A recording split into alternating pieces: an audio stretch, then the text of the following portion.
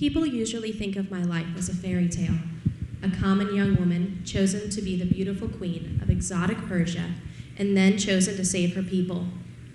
And it's true, I am just an ordinary woman that had to make a difficult decision, one of life and death. So how did this all happen? Well, if you want to know the real story, we have to go back to the beginning. As a young woman, I had to leave my home and family and adjust to a life with a very different culture that was not my own. I was taken against my will to live with a king in his palace. Sometimes people think of this like the Cinderella story, but this wasn't the life I would have chosen. And worst of all, I had to keep a hidden secret. No one could know that I was Jewish. I will never forget the day I received Mordecai's message. Evil Haman had convinced the king that all the Jewish people should be annihilated. They had survived leaving their homeland and still hoped to return to Jerusalem one day. Now that would never happen. And these people, my people, would no longer exist. How could God's promises ever come true?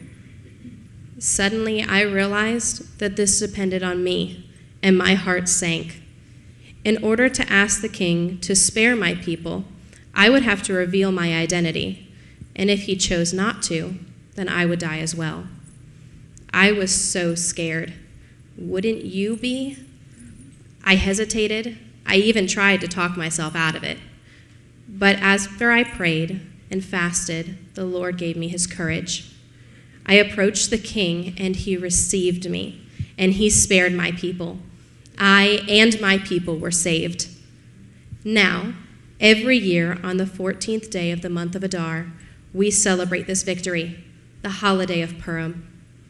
So, do you see what an ordinary woman can do? I do not know why God chose me, a Jewish orphan. Saving a nation wasn't easy. All I know is that in Persia, in 358 BCE, God needed a woman just like me for such a time as this.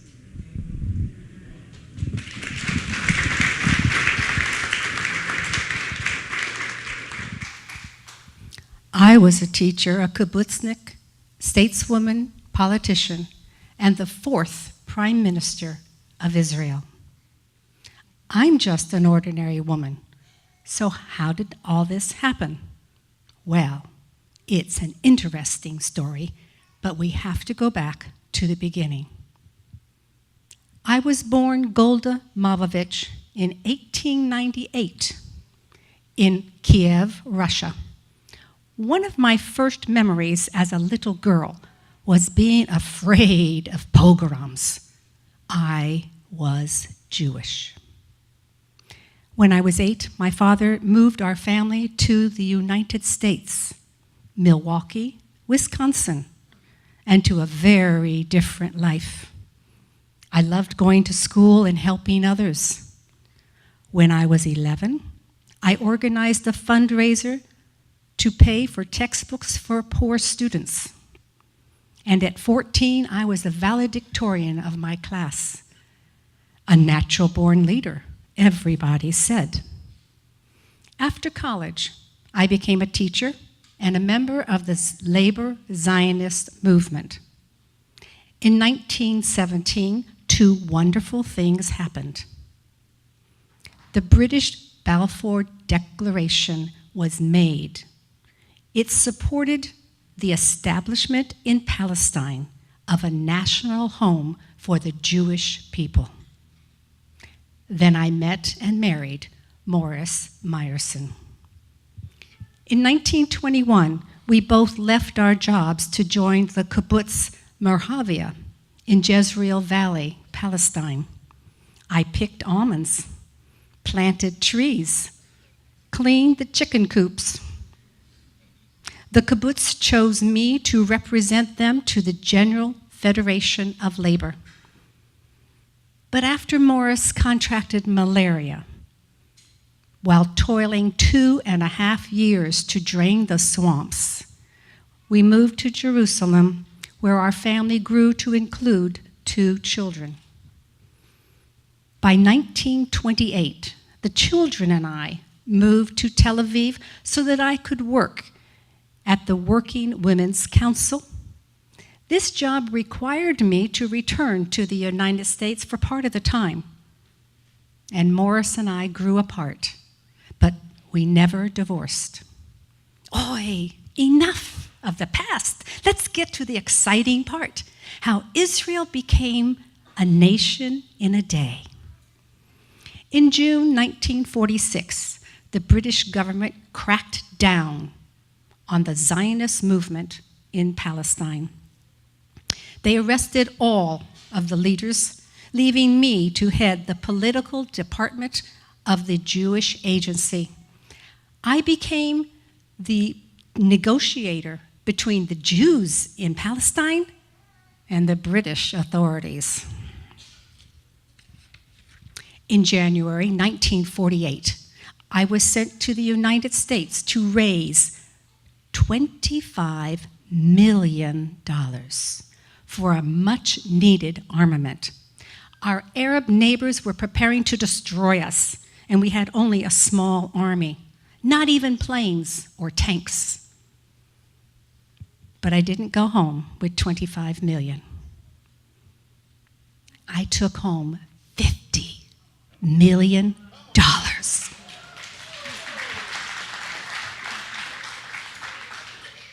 I always said, if a thing has to be done, you don't want to waste time on debates. You just go and do it. Soon it was 4 days before the establishment of Israel. The situation was bleak. So many men and weapons against us. 5 Arab nations standing on our borders against 1.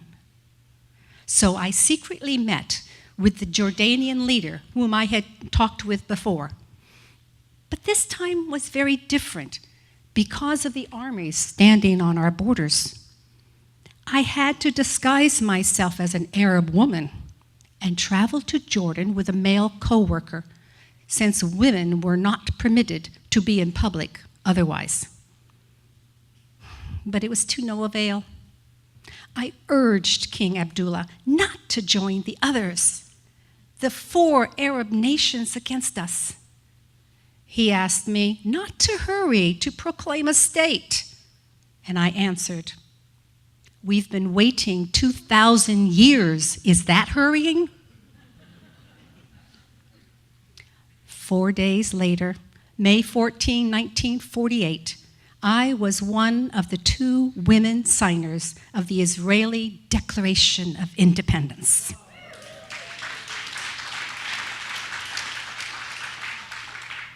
The war started immediately, and we won.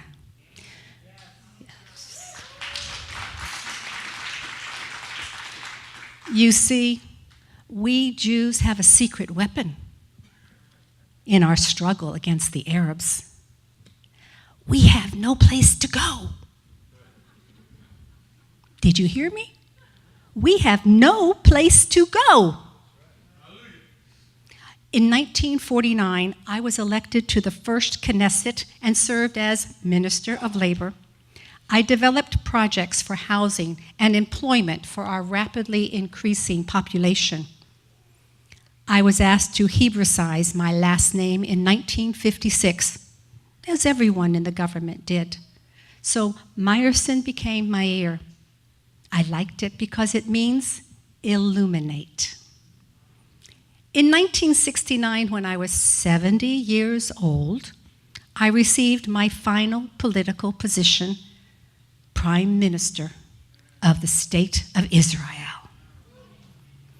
1972, we saw the slaughter of our athletes at the Munich Olympics.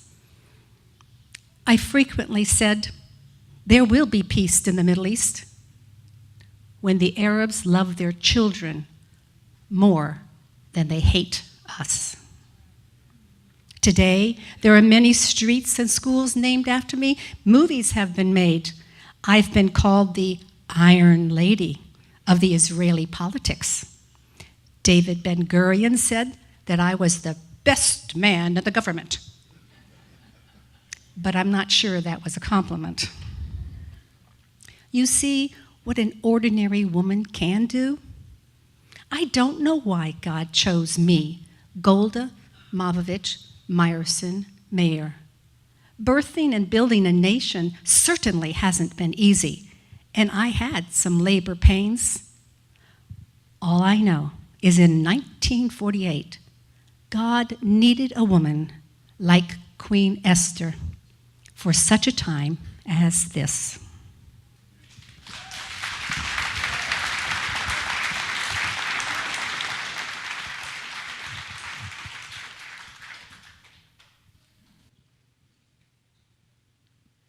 Here we are celebrating the 20th anniversary of Beit Tehila. The two of us are together in this vibrant Hebrew roots community. We're married to pastors and have beautiful families. We are still enjoying Shabbat, celebrating the feast days, and keeping Torah. We still have a vision for Israel, for building a strong community and raising up the next generation. And where did all this vision begin? Well, of course, we have to go back to the beginning. You see, when Beit Tehila began, the next generation was us. We're not saying that all this came without trials and tests, but Beit Tehila is a success story. And we want to share that story with you. Suppose I begin. It all started over 25 years ago, back in 1991. We were two ordinary girls that enjoyed dancing with our mom and some friends from our church. Our little dance group eventually turned into the dance ministry, Tabernacles of Praise. Our first trip to Israel as a family was back in 1994. After visiting Israel, our hearts longed to move there, but our parents knew that moving there wasn't quite God's plan yet, so we stayed in Brandon. Our parents were leading a small home fellowship in our living room. We were excited about learning our Hebrew roots, Shabbat, feast days, and now studying the Torah. Other people started joining us each Shabbat, and we became a small community. We remember the first time we met Pastor Nick at the church we were attending. He joined our dance team and eventually became our worship leader. Who knew he would someday be my husband and then our pastor? It was in 1998 we named ourselves Beit Tehila, House of Praise. Shortly after that, our dad was ordained, and now we were officially a congregation. We grew out of our living room and began meeting in churches and hotels and even tents. Finally, the need for our own place of worship became a reality, and our dad bought this property.